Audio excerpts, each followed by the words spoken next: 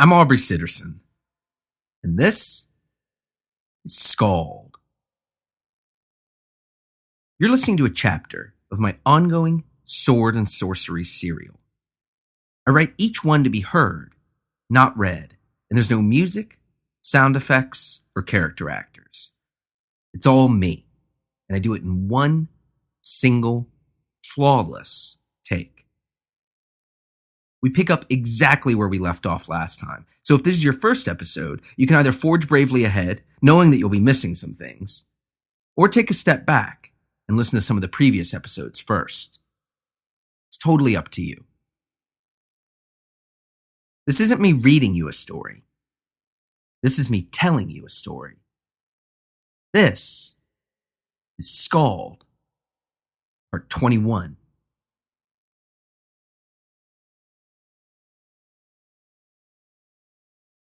The single, dim sun of that desolate realm still hid behind the horizon. But even if it didn't, even if it hung above that barren landscape in all of its limited glory, it still lacked the vitality to warm her, to bring heat and meaningful light into her tower. No, those ancient stones were condemned to be cold, cold and lifeless. The only thing that brought warmth to her chambers, the ones that towered over the rocky tundra, was what bubbled and boiled in the pot at the center of the room. She stood by the window, watching intently as the horde of green eyes advanced all around her. Her guess had been right. They were concentrating their attack from the south. For now, at least. But it didn't matter. Not really. From whatever direction, at whatever speed, in whatever numbers, with whatever poor excuse for tactics they decided to trot out. She would teach them their place. Her eyes, though they were as cold and gray as the rocks out on the tundra, they flashed, the fire within lighting up specks of burning gold in her hazel irises. Her chest rose and fell as she began to breathe more heavily, her heart pounding out of her ribcage. But it wasn't from fear. No. It was from excitement.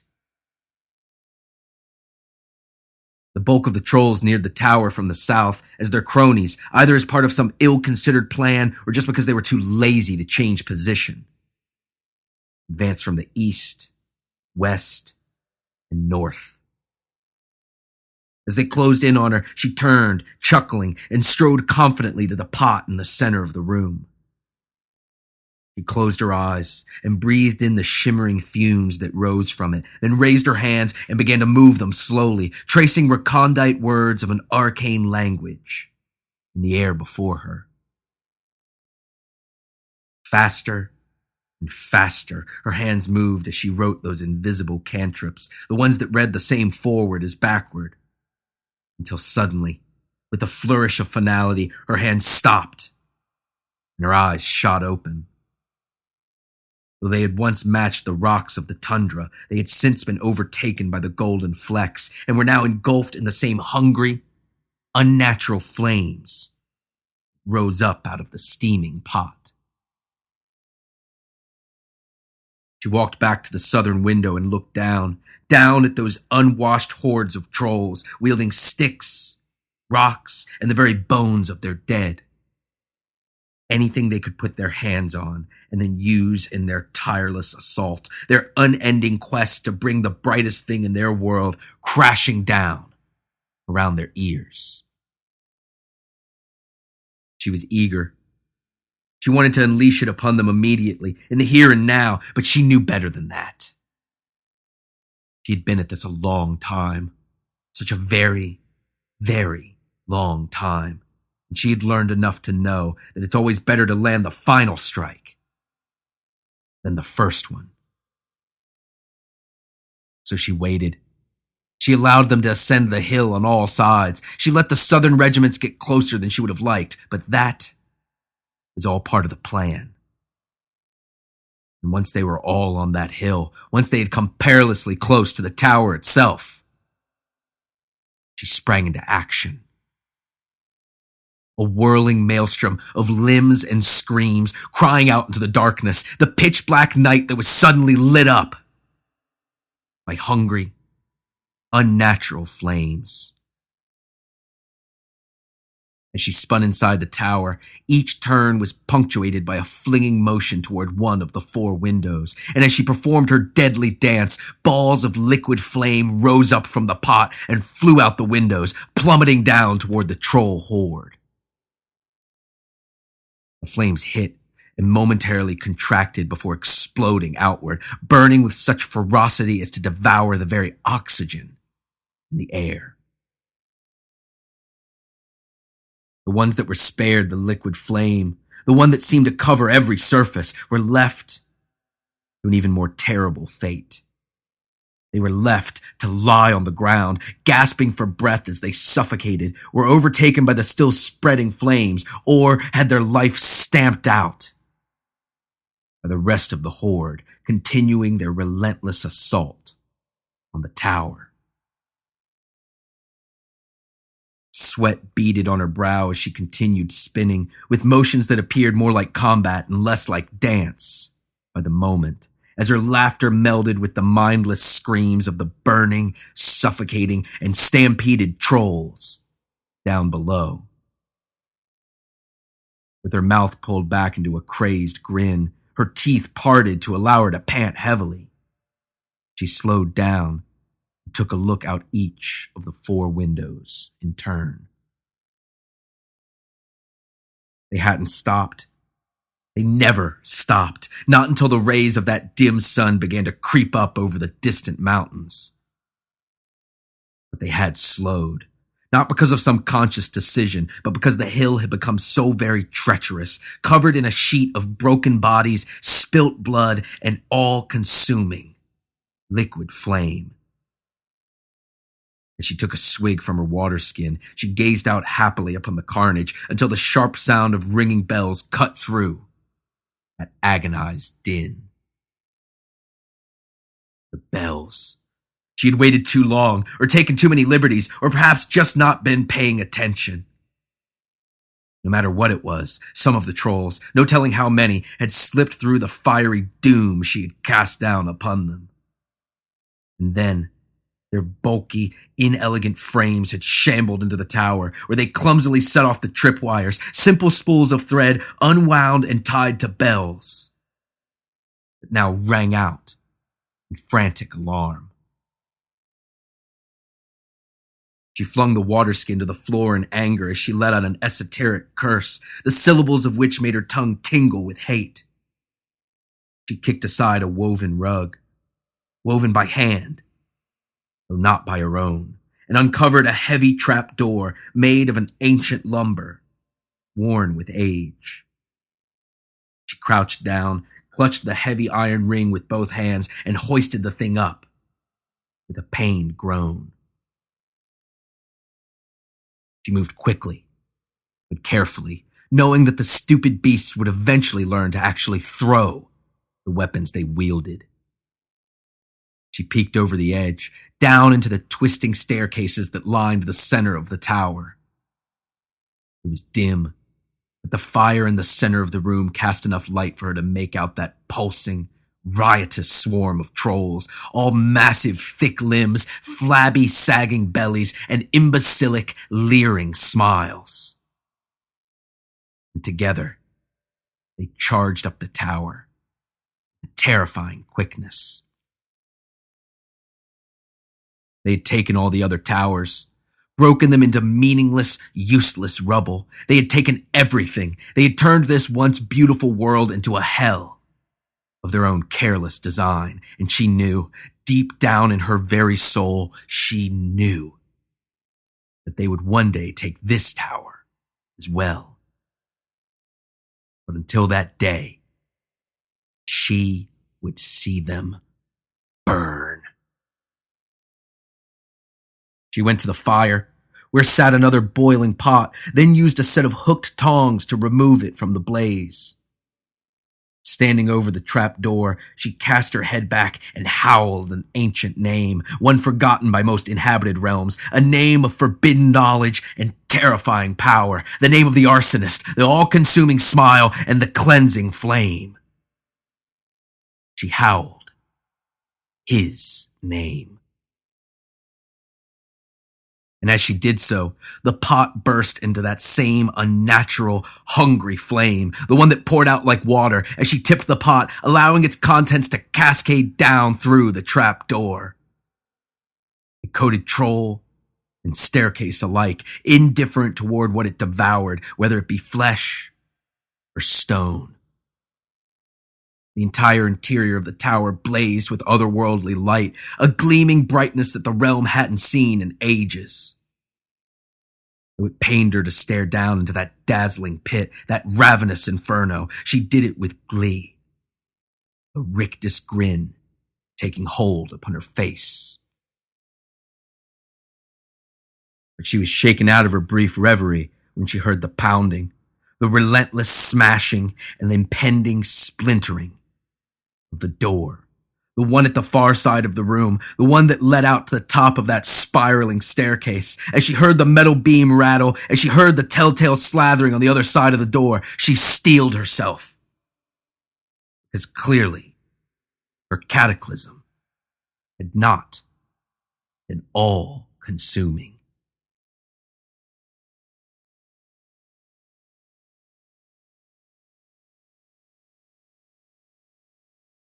Did it complete the journey? Is the... Endless shuddered. Is the... Feldrun on the hunt? The Queen of the Elves marched purposefully through the labyrinthine tunnels that ran beneath the entirety of the High Elf capital city, trailed by a coterie of her most trusted and uncoincidentally, most harried advisors. Yes. Yes, Your Highness. It should be in the nameless city by now. And the gnome's device? Manned by 3 of our most skilled war priests. They've been commanded to stay on its trail, no matter what. Good. Enlith led her advisors into a massive, subterranean room filled with hardy dwarves taking 2-handed axes to the massive roots, filled the cavern. If I don't see his death, if I don't see his final, fearful moments, the instant that he realizes the extent of his transgressions, then my vengeance will not be sated, and someone will be held accountable. One advisor quickly bowed and scurried away, presumably to double-check the strange machinery designed by the gnomes, the receivers that would allow the priest's far-seeing abilities to traverse the gaps between the sundered worlds. As he did so, one of the dwarves, the foreman, saw Queen Enlith and came rushing to her side. "My queen!" The dwarf bowed low. I wasn't expecting you. Then why did you request my presence?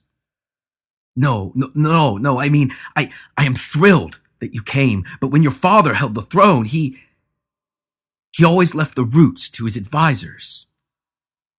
Yes, well, as you will no doubt learn, I am not my father.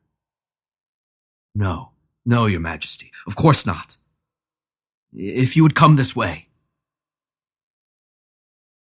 Enlith and her advisors followed the dwarven foreman, who led them along a path that wound around and through the massive root system. Though they all emanated from a single source, forcing their way through the rock-bed ceiling, the room was a chaotic mess of tangled wood, some of which grew wildly, even as one laid eyes upon it. We first noticed it yesterday. It had almost broken the barrier. The dwarf pointed at a massive, undulating root, which was the focus of 4 stout dwarves, furiously attacking it with their axes. Enlith stepped around the dwarves and had examined the area just beyond, the unremarkable wall that the still-moving root was clearly trying to reach. At first, Enlith saw nothing but stone, no different from the rest of the walls that comprised those tunnels. But when she turned to address the foreman, out of the corner of her eye, existing only in her periphery vision, she saw the wall shimmer and break. And beyond the wall, she saw nothing but shameful atrocity shining through. How did it get so close? I will take the blame, Your Majesty, but I must tell you, this root, it moves faster than any I have seen before, and I have been the root master going on 2 decades now. I have my 4 best dwarves on it, and we're only now starting to beat it back. You need more men? Better tools? The dwarf was shocked. Well, yes, Your Majesty. Don't we always? Then you shall have them. Enlith turned to her remaining advisors. Have it done. The first to give me an excuse will wield the axe themselves, or else feel its bite. Understood? The flustered advisors nodded gravely. And do you know for sure where it was going? The dwarf smiled sadly. Aye, Your Majesty. Nothing else makes that vibration, that wild, unpredictable vibration. It was headed to the realm of man. But don't worry, we've stopped it now. It won't bridge the gap as long as I'm here. Good. We want nothing to do with that place, and what's become of it.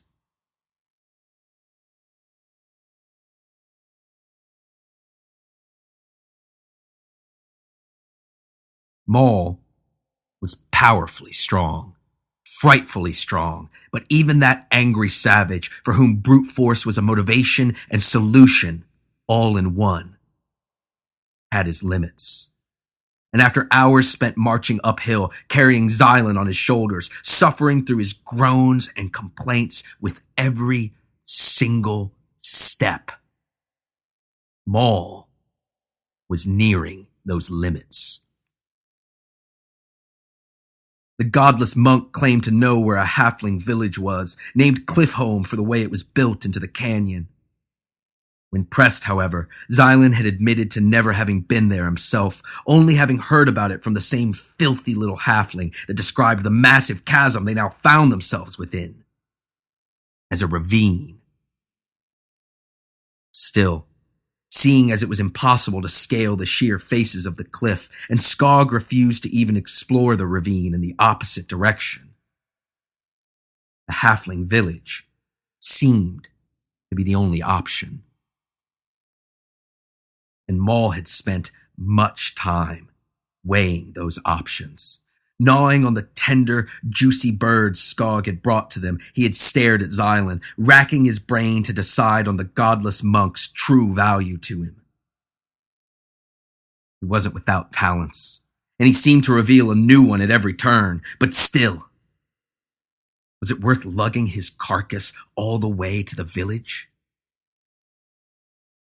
On the other hand, if Maul were to leave him and another Farron raiding party arrived, would the monk be able to stand up to whatever torture those filthy elves devised? Or would he fold like the weak, frail thing Maul knew him to be and tell them exactly where the true king of men was headed? There was the other option. There was always the other option. But even if Xylan did have designs on Maul's horn, that long, twisting, alabaster horn, he was an ally, as close to a friend as Maul had outside of Skog, and he was not so desperate as to toss that away. Yet. And so Maul found himself lugging Xylan up that steep hill, his broken, shattered, twisted legs hanging over Maul's shoulders. They had marched all day, with SKALD ranging ahead to scout the area at regular intervals. And now, night was coming. The sun had just set, but as deep as they were in the chasm, the world around them had darkened quickly.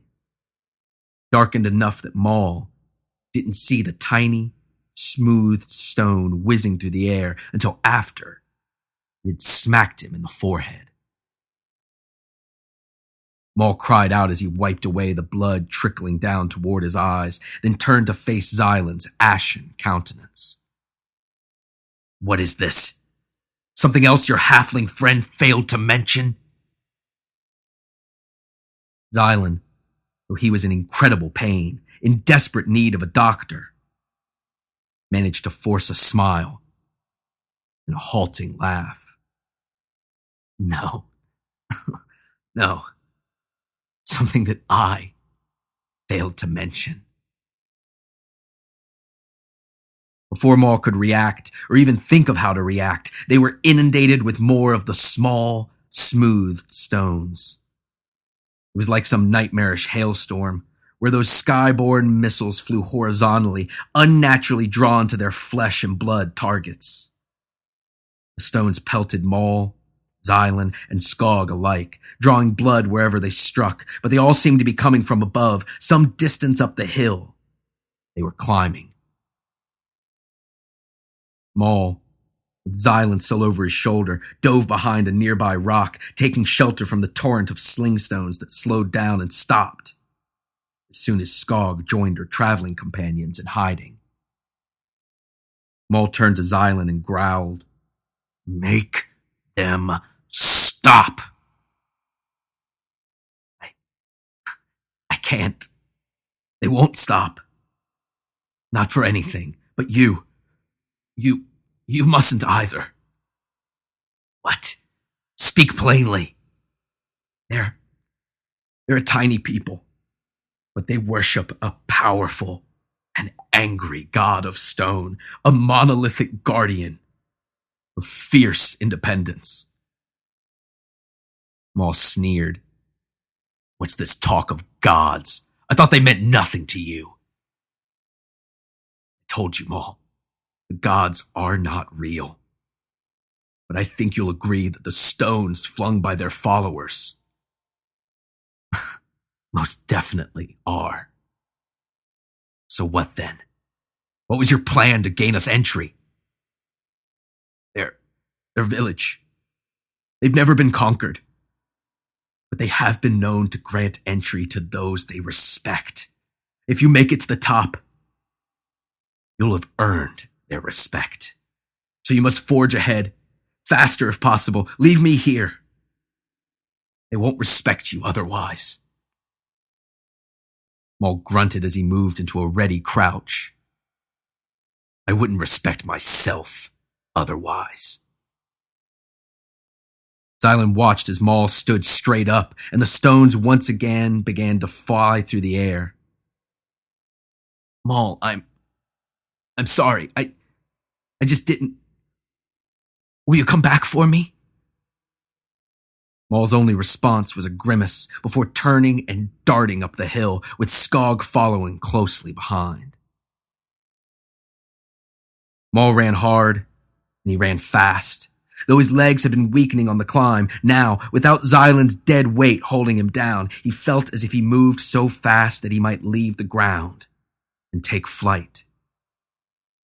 He began his sprint facing up, but that quickly proved to be a mistake as he was forced to lower his head to prevent those tiny stones from putting out an eye.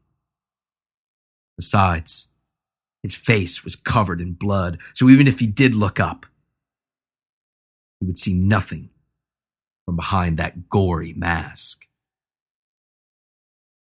But blocking Maul's vision wasn't the only thing his blood did. As he opened his mouth to breathe heavily, filling his mighty lungs with air, the blood trickled into his mouth, waking, feeding, and nourishing the most primal part of him. As his ancestors had done for millennia, Maul allowed the spilling of blood to drive and to power him, filling him with an unquenchable rage, the type of fury that cannot be stopped, even by death itself. Skog could have easily camouflaged herself, creeping up the hill and hiding, but how would that have helped Maul? Instead, she ran next to him, knowing that every biting, stinging stone that struck her was one that did not strike the roaring berserker at her side, with his supple elk leather armor hanging in tatters from the endless barrage of stones that rained down upon them. Maul's rage was so great, so all-consuming, that he refused to stop, slow down, or strategize. He did not attempt to dodge the missiles. He didn't try a feint or a flanking maneuver. No. He moved the only way he could, the only way he knew how, the only way he would ever move. He moved forward. He didn't even waver when the top of the hill came within sight, and with it, the massive boulder that blocked out the moon and stars as a legion of tiny hands rolled it up and over the crest of the hill. It was as tall as Maul and, as best he could tell, built of solid rock. And as it rolled down the hill, crushing everything in its path, it picked up speed steadily. Skog saw the boulder, but when she looked to Maul, she saw something even more fearsome, even more destructive. A wronged man with nothing to lose. So she did as a true friend must. She didn't waver. She didn't weigh her options. She charged ahead, hitching her own fate to that of her companions, without a single thought as to the risk inherent in such a decision.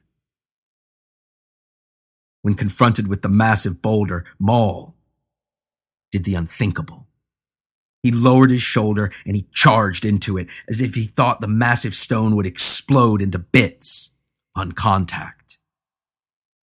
As he planted his feet wide, he let out a primal yell, a rebellious shout, the scream of a man who knew fate existed, but refused to acknowledge it. Whether because of that roar, or the shocking sight of a single man attempting to stop that giant boulder, the slingstones ceased their tireless bombardment. The halflings, hidden in trees at the top of the hill, looked on in horror as Maul spread his hands out wide, embracing the stone, leaning into it with clenched teeth as his heels dug deep furrows in the hill, gritting and grinding his teeth until that massive stone ground to a halt. Digging deep into his bottomless reserves of hate-fueled strength, Maul forced the now motionless stone off its path, shoving it in the opposite direction of where Xylan lay in waiting. The halfling defenders watched in rapt terror as their weapon, the one that no one had ever eluded, rolled down into the canyon, and the man who had gone up against it and won continued his ascent, unabated. Maul grinned as he climbed, knowing from the lack of slingstones that he had indeed earned the respect of Cliffhome's shockingly vicious inhabitants.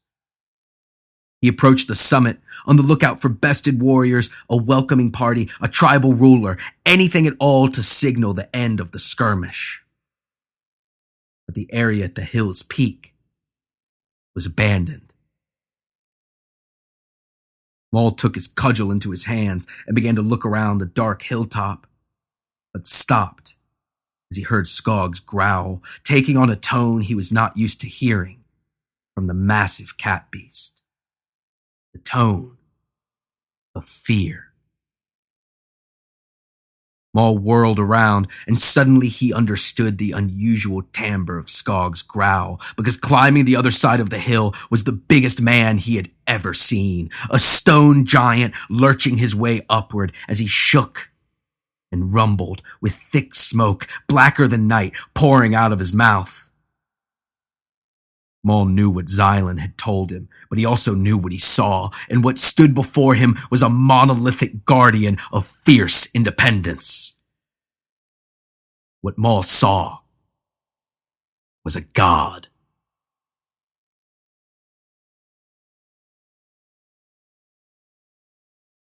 If you're digging Skald, please leave the show a good review. Normally, I ask you to do it on iTunes or Stitcher. But today, I'm asking you to leave a review on Amazon. That's because SKALD, Volume 1, The One True King of Men, is now available as an ebook, exclusively on Amazon. If you've ever wanted to keep up with SKALD through the written word instead of the spoken one, or are just curious to check out how the only story that matters works as prose, now is your chance. Volume 1 collects episodes 1 through 16 and is available right now. Follow the link down in the description, and an even higher percentage of the purchase price will make its way back to me. Even if you don't have a Kindle, the Kindle app makes it easy to read ebooks on your iOS or Android device. If you're listening to SKALD right now, you have no excuse not to pick up Volume 1. But most importantly, whether you buy the book or not, please leave me a glowing review on Amazon. Just like iTunes or Stitcher, these will go a long, long way to helping SKALD continue to find its audience. In the meantime, come find me online. Facebook, Twitter, and Instagram, they're all Aubrey Sitterson. Or head over to aubreysitterson.com, where I have links to everything, including SKALD, my comics writing work, my wrestling talk show Straight Shoot, bio, contact information, and more. As for recommendations this week, I think it should go without saying, but I highly recommend that you go pick up SKALD Volume 1 on Amazon. Not only is it a new way to enjoy the story, not only will your purchase help support me, keeping the show going, but by buying it and leaving a review, you'll help the SKALD audience grow, which is kind of the goal. Thanks for listening. I'll talk at you next week.